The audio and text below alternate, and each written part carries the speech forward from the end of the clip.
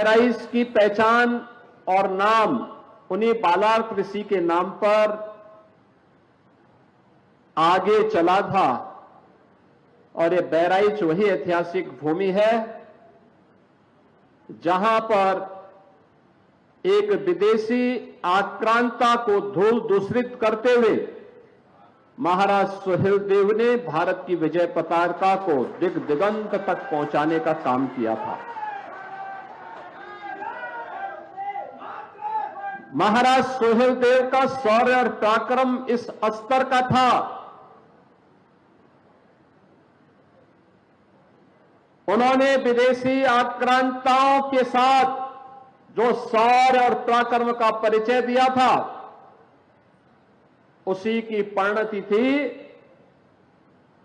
कि 150 वर्षों तक कोई विदेशी आक्रांता भारत पर हमला करने की कोई दुस्साहस नहीं कर पाया था। बहनों और भाइयों, ऐसी पावन धरा को जो ऋषि बालार्क की साधना से पवित्र हुई हो, जिस पावन धरा को अपने शौर्य और पराक्रम से महाराज सुहेलदेव ने विजय भूमि के रूप में बदल करके इसे बहराइच की पहचान दी, इस बहराइच की पावन धरा को नमन करते हुए मैं आप सबका हृदय से अभिनंदन। हमारा मुल्क संवैधानिक आधार पर चलता है। हमारा मुल्क लोकतांत्रिक मुल्क कहलाता है।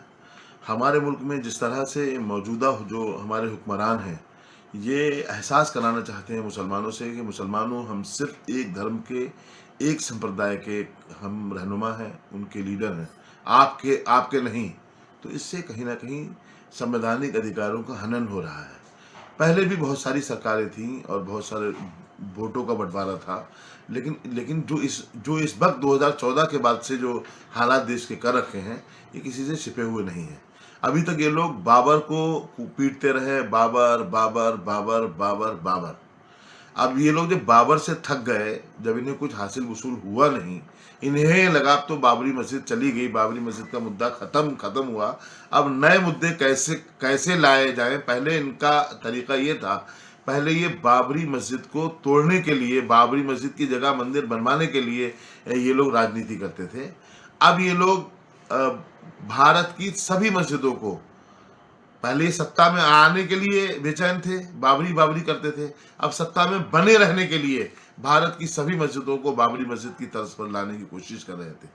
बहुत सारी मस्जिदों को खुदवाने का प्लान था, बहुत सारे मदरसे इनके निशाने पर थे, सत्ता और पावर का दुरुपयोग कर रहे थे। अपनी आस्था को जाकर के पेश करते बारगाहे हजरत सैयद सालार मसूद गाजी में। लेकिन अब देख रहे हैं कि अब एक संभल के एक एडिशनल एसपी थे, उन्होंने जिस तरह से उनकी बारगाह में बकवास की है वो किसी से छिपी हुई नहीं है।